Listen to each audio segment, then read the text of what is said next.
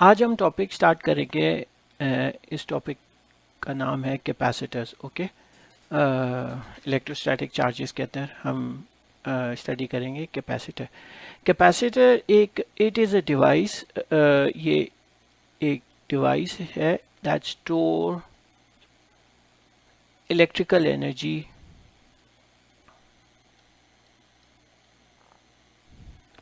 in form of charges या electric field. ये अब हम आपको समझाएंगे कि ये किस तरीके से स्टोर करती है। ओके, तो चार्जेस के अंदर, कैपेसिटर के अंदर हम ये करते हैं कि दो मेटल प्लेट्स लेते हैं। Okay, thin metal plates. Okay, thin metal plates लेते हैं separated by a distance. Okay, इनके दरमियान एक डिस्टेंस होता है और ये जो है इसके बीच में जो है ये इंसुलेटेड मटेरियल होगा, कोई भी इंसुलेटर होगा। ओके, लेट्स से एयर हो गया, माइका हो गया। Okay, these are all insulators, या प्लास्टिक भी रख सकते हैं, anything which is an insulator. Okay, जो कि अलाउ नहीं करेगा चार्जेस को फ्लो करने के लिए। ठीक है, insulator does not allows charges to flow through them. Okay, और इस मटेरियल को हम कहते हैं कि डाई इलेक्ट्रिक। नाउ स्टार्टिंग में ये जो प्लेट है, metal plates, thin metal plates हैं, ये इलेक्ट्रिकली न्यूट्रल होती है।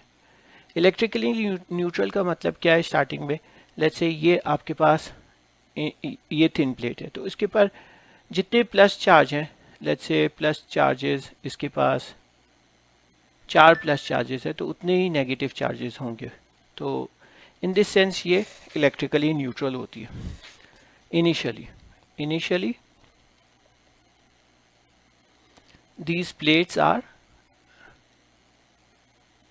electrically न्यूट्रल, या सिंपली आप ये कह सकते हैं कि न्यूट्रल होती है। इसके अंदर दोनों चार्जेस जो हैं प्लस और माइनस एक दूसरे के साथ बैलेंस किए हुए होते हैं। नाउ लेट्स से अब मैं ये डाई इलेक्ट्रिक को थोड़ी देर के लिए रिमूव कर देता हूँ। ओके, ये मौजूद है बट ड्राइंग के अंदर मैं इधर से रिमूव कर रहा हूँ ताकि एक्सप्लेन करने में आसानी हो। अब लेट्स से ये आपने एक स्विच लगा दिया। ओके, और यहाँ पे आपने बैटरी प्रोवाइड कर दी। जब ये हम स्विच को क्लोज करेंगे तो ये battery, let's say V volts की बैटरी है, ये डेफिनेटली यहाँ से इलेक्ट्रॉन पोटेंशियल डिफरेंस क्रिएट हो जाएगा।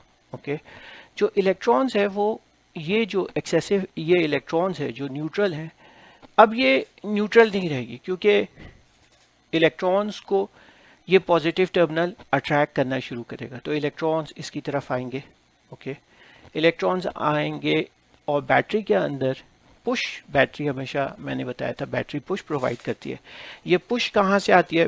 बैटरी के अंदर जो केमिकल एनर्जी है वो इलेक्ट्रिकल पोटेंशियल एनर्जी में कन्वर्ट हो जाती है और इलेक्ट्रॉन्स को वो एनर्जी मिलती है ताकि वो अपने सर्किट को कंप्लीट कर सकें। वो इधर से आए और इस जगह पे आके रुकना शुरू हो जाएंगे। लेट्स से शुरू में हमारे पास इधर से, यानी ये आपकी प्लेट नंबर 1 है और ये दूसरी प्लेट नंबर 2 है। प्लेट नंबर 1 से इलेक्ट्रॉन्स कम होना शुरू होंगे। जब इलेक्ट्रॉन्स कम होना शुरू होते हैं तो डेफिनेटली इनके ऊपर क्या होता है? Positive charge.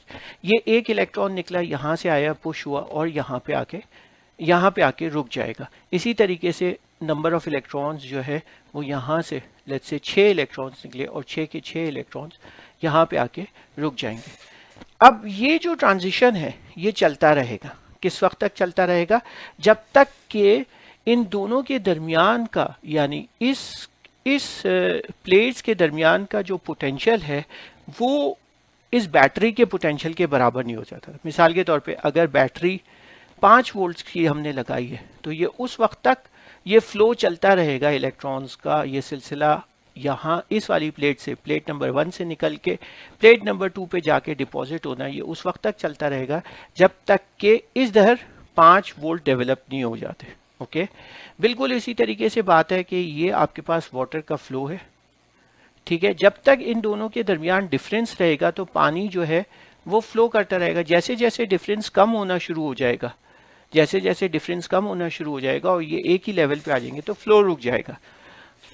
ओके, तो ये फ्लो ऑफ इलेक्ट्रॉन्स उस वक्त तक चलता है जब तक कि कैपेसिटर के ऊपर कैपेसिटर डेवलप्स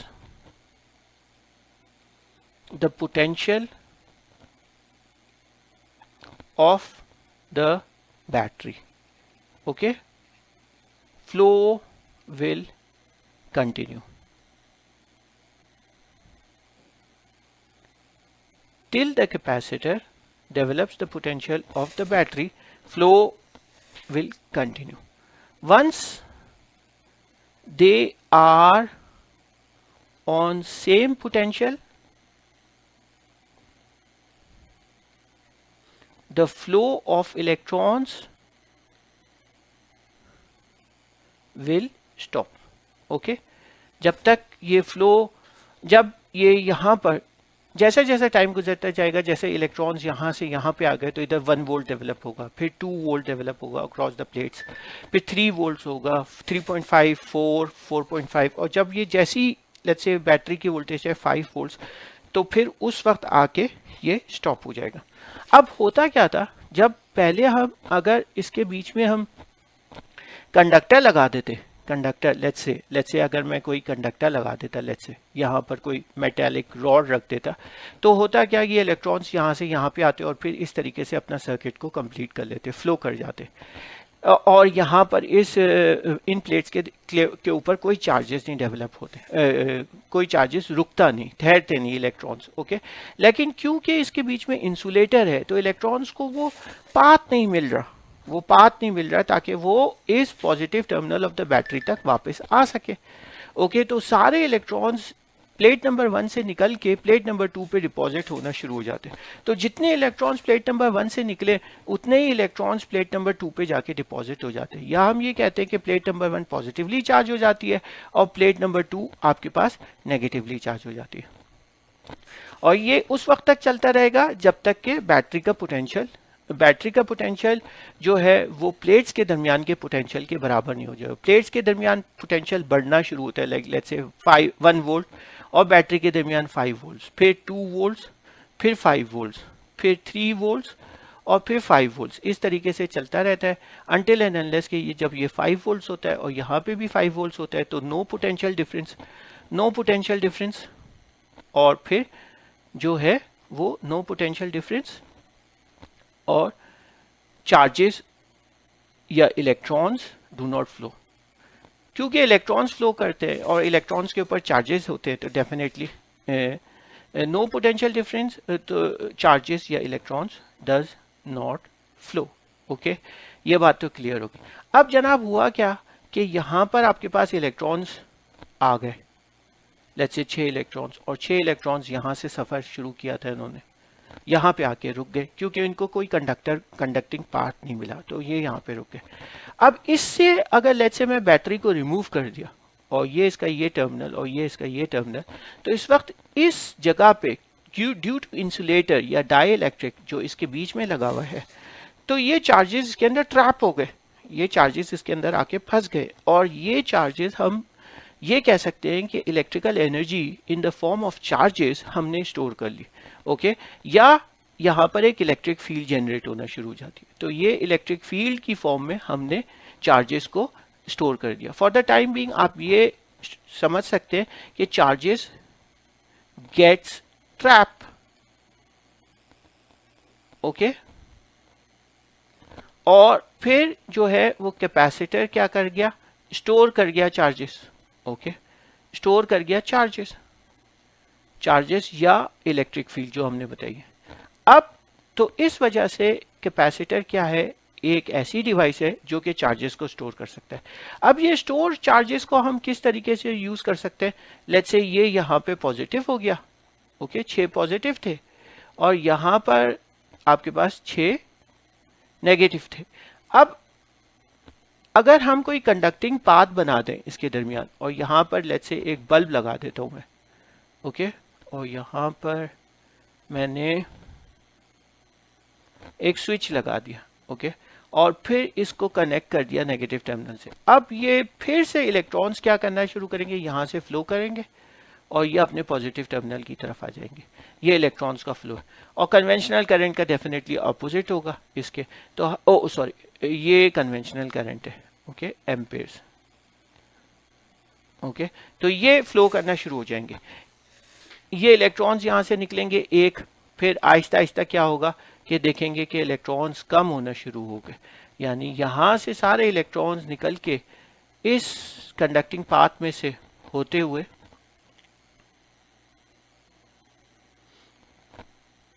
इस पॉजिटिव चार्जेस को न्यूट्रलाइज कर देंगे या अपनी न्यूट्रल कंडीशन में आ जाएंगे। और ये कब तक करंट फ्लो करेगा? जब तक कि ये पूरे चार्जेस क्या हो जाते हैं, डिस्चार्ज नहीं हो जाते। This is what we call discharging of the capacitor. Okay, I hope so ये आपको समझ में आया। कैपेसिटर सिंपली क्या है, दो मेटल प्लेट्स हैं, जब हम उनको पोटेंशियल डिफरेंस या बैटरी के अक्रॉस लगाते हैं इलेक्ट्रॉन्स का फ्लो होना शुरू हो जाता है, जैसा कि हमने बताया, और इलेक्ट्रॉन्स जाके दूसरे मेटल प्लेट पे डिपॉजिट होने शुरू हो जाते हैं। लेकिन ये फ्लो नहीं कर सकते आगे की तरफ क्योंकि इनके बीच में कोई कंडक्टिंग पाथ नहीं है। ओके, और इंसुलेटर था, इस वजह से चार्जेस ट्रैप हो जाते हैं। चार्जेस ट्रैप कर लिया हमने तो इलेक्ट्रिकल एनर्जी स्टोर कर ली in the form of charges, और इलेक्ट्रिक फील्ड, या था हम कह सकते हैं कि इलेक्ट्रिक फील्ड एक हमने स्टोर कर ली in the form of charges. तो this is how the capacitor works. अच्छा, अब इसकी कुछ मैथमेटिकल वो है इक्वेशंस। तो जो चार्ज है वो डेफिनेटली डिपेंड करता है वोल्टेज के ऊपर कि कितना आप चार्ज, लाइक लेट्स से अगर मेरे पास 2 वोल्ट्स की बैटरी है तो इतना ही 2 वोल्ट्स डेवलप हो रहा होगा जब तक ये कंटिन्यूसली कनेक्टेड होंगे तो 2 वोल्ट्स तक डेवलप होगा। या अगर लेट्स से ये कहते हैं कि 5 वोल्ट की बैटरी है तो 5 वोल्ट इसके अंदर चार्जेस मैक्सिमम डेवलप हो सकते हैं। ओके, सो अब ये कह सकते हैं कि charge is directly proportional to the voltage, यानी अगर आप चार्जेस इसके अंदर स्टोर करना चाहते हैं जितने चार्जेस, तो आप वोल्टेज बढ़ाते जाएं, चार्जेस स्टोर होते जाएंगे। लेकिन एक लिमिट होती है, हर कैपेसिटर के ऊपर लिखा होता है कि इसकी जो रेटिंग है वो कितनी है। लाइक फॉर एग्जांपल इतने माइक्रोफैरेड्स है टिल 220 वोल्ट्स। ओके, 220 वोल्ट्स तक आप जा सकते हैं, इसके ऊपर नहीं जा सकते वोल्टेज। अगर आप इसके ऊपर वोल्टेज अप्लाई कर देंगे तो होगा क्या कि वो जो है कैपेसिटर की डाई इलेक्ट्रिक जो है वो फिनिश हो जाएगी और कैपेसिटर बर्न कर जाएगा या ख़त्म हो जाएगा, वो काम का नहीं रहेगा। तो फॉर द टाइम बीइंग हम ये कह सकते हैं जो चार्जेस डिपॉजिट हो रहे हैं प्लेट्स पे वो डायरेक्टली प्रोपोर्शनल है to the applied voltage across the terminals of the capacitor. तो Q is equals to C into V। जो C है ये प्रोपोर्शनैलिटी कांस्टेंट है, प्रोपोर्शनैलिटी कांस्टेंट है, या C को हम लोग क्या कहते हैं, कैपेसिटेंस कहते हैं। और कैपेसिटेंस बेसिकली डिफाइन करती है, it defines the property of the capacitor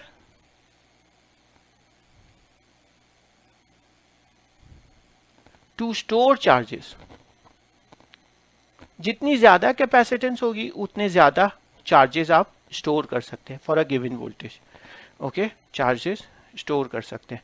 इसका मतलब क्या है, लेट्स से अगर मेरे पास एक कैपेसिटर है 2 माइक्रोफैरेड्स का और एक कैपेसिटर है 5 माइक्रोफैरेड्स का, दोनों को अक्रॉस 5 वोल्ट्स और इसके अक्रॉस भी 5 वोल्ट्स लगा दी जाए, ठीक है, तो होगा क्या, किसके अंदर चार्जेस ज्यादा स्टोर होंगे, तो ये बेसिकली इसके अंदर ज्यादा स्टोर होंगे क्योंकि इस वाले कैपेसिटर में जिसमें 5 माइक्रोफैरेड्स है मोर चार्जेस स्टोर होंगे as compare to 2 microfarad.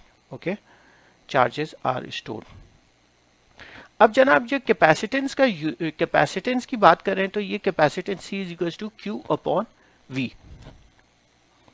Capacitance का यूनिट क्या है, SI unit of capacitance. Okay, ऐसा SI यूनिट्स ऑफ कैपेसिटेंस क्या है, इज फैरेड्स। ओके, जब एक कूलम चार्ज, यही इसी मैथमेटिकल एक्सप्रेशन से हम समझने की कोशिश करते हैं, जब एक coulomb charge 1 volt of potential difference create करे, ये देखिए ये पोटेंशियल डिफरेंस हो रहा है, जब इसके ऊपर चार्जेस स्टोर हो रहे होंगे और 1 कूलम चार्ज अगर 1 वोल्ट पोटेंशियल डिफरेंस क्रिएट करता है तो उस वक्त जो कैपेसिटेंस है उस कैपेसिटर की 1 फैरेड कहलाती है। Okay, I hope so this is clear यानी कैपेसिटी, इसकी डेफिनेशन क्या है?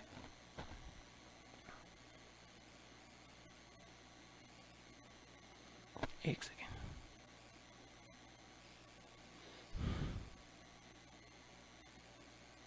कैपेसिटेंस 1 फैरेड है if 1 coulomb charge, if 1 coulomb charge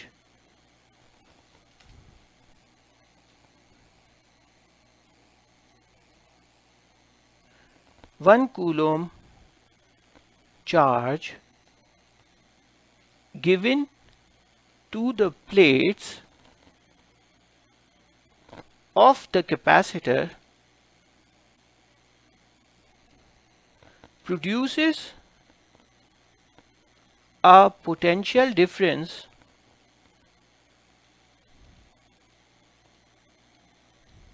of 1 volt between the plates. The capacitance is said to be 1 farad. अच्छा जी, 1 farad जो है वो बहुत बड़ा यूनिट है, इसलिए हम लोग जो है कैपेसिटेंस मिली फैरेड में रखते हैं, माइक्रो फैरेड में रखते हैं, मिली फैरेड्स में, माइक्रो फैरेड्स में, ओके, या पिको फैरेड्स में भी, पिको फैरेड्स। आई होप सो ये कैपेसिटर की टॉपिक आपको क्लियर हुई होगी। अगर कोई इशू है, कोई प्रॉब्लम है तो आप मुझसे पूछ सकते हैं। Thank you very much.